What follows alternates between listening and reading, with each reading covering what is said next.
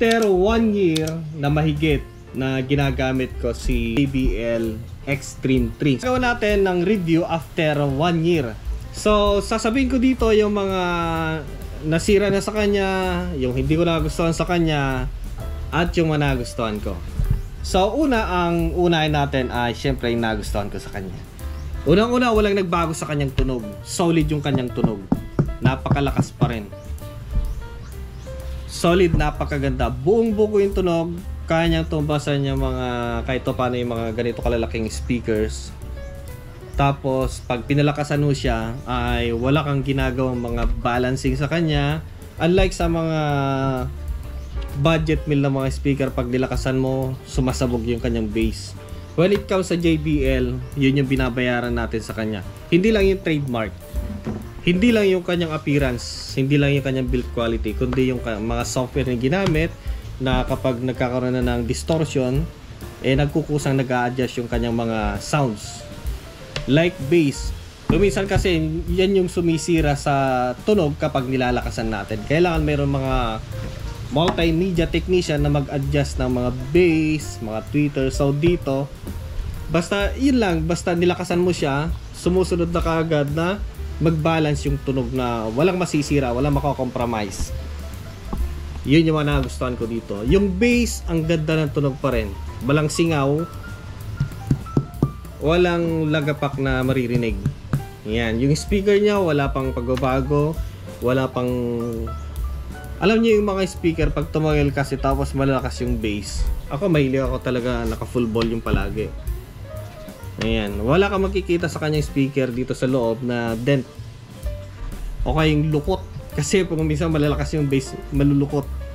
So ito kasi nilalagay sa scooter, nababasa, naulan, tumutugtog, wala naman naging problema. So hanggang ngayon gumagana. Subukan natin.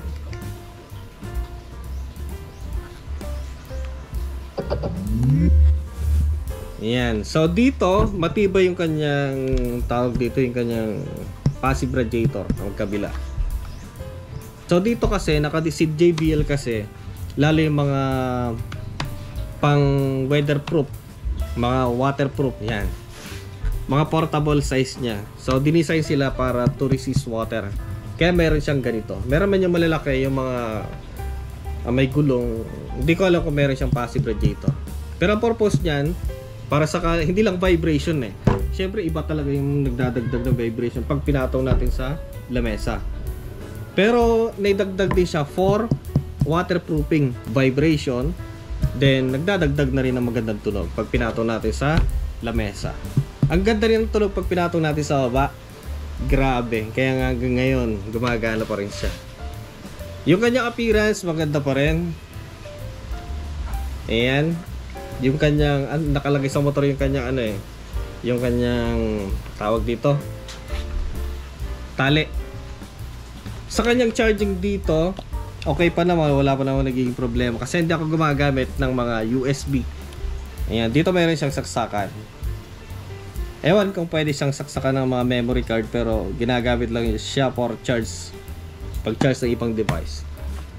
Kumisan nga dito ko sinasaksak yung cellphone or power bank. Yun pala, yung power bank pa lang na nakakargahan. So minsan lolobat siya.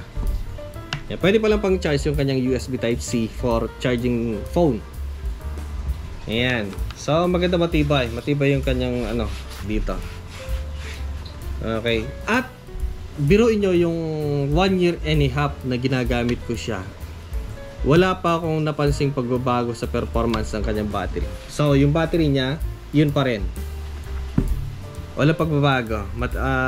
Pagbibiyaya ko from Dilasag to Baler, nakauwi na ako, tumutugtog pa rin. At ang tunog nun ay siguro sa 75. Ayan, ayaw ko na kasi sa daan, lingunan, masyadong papansin ko ba, hindi. So sakto lang talaga na habang tumatakbo ako, naririnig ko siya.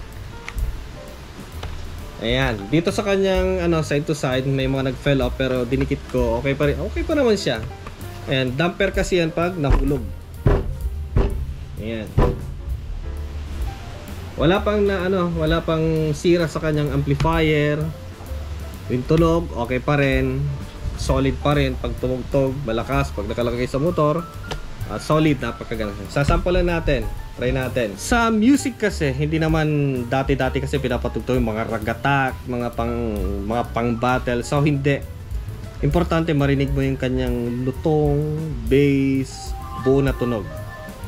Okay, so subukan natin. Iwasan na natin mga copyrighted.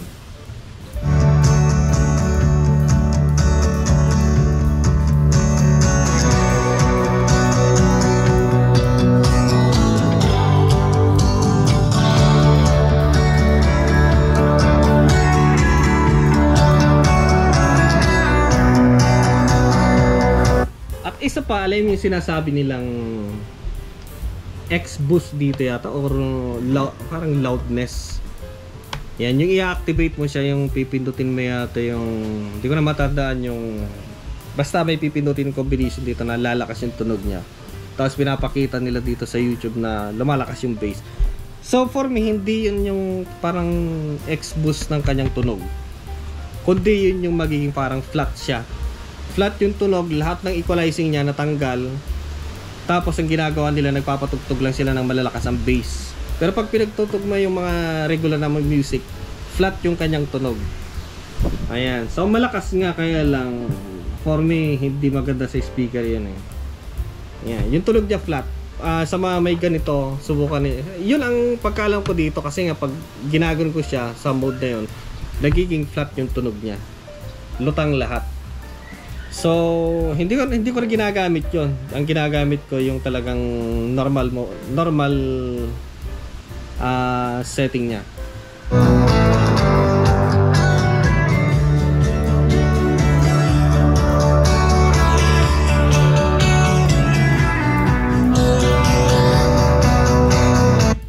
Sayang nga yung binuo kong system dito, speaker system, malaki ng gastos. Kung sana yung party box nila sana or yung may gulong, so saktong-sakto na, pasok na doon, maganda yung tunog, maganda yung quality. Parang kuan pa siya, meron siyang algorithm pa. Hindi lang maganda dito na kumbaga yung katagalan na wear off. Hindi ko naman yung sinasabing hindi ko yung gusto, kasi nga po lahat naman ng bagay, kahit original or hindi, branded man yan or hindi, darating sa ganong klaseng pagkakataon na may mga masisira. Hindi ko masasabing hindi ko siya gusto, pero yung mga nasira lang, yung mga nakitaan mo lang ng nagaganito na, so normal lang yan. Okay, original nga na gulong, ganun din. Okay, so eto siya guys, may natanggal dito, nabunot, pero pwede mo siya ibalik. Rugby lang yan, irarugby mo. Then dito, pag umaga, pag malamig ang panahon, dahil nga sa dumidikit sa motor to, yung dikit niya dito sa mismong casing, natanggal na. Tapos sa umaga, nagkakaroon siya ng lukot. Pero pagdating na alas 9, alas 10 at mainit yung panahon, nabibinat siya ulit ng kusa. So wala na siya. Pero sa umaga yan at malamig, may lukot siya. So hindi ko alam kung paano gagawin. Sa kanyang dito sa emblem niya, emblem ba dito, logo, okay pa siya, walang problema. Ang nagka-problema lang dito sa ilalim. Yan. Pansin niyo, wala na yung kanyang rubber damper dito.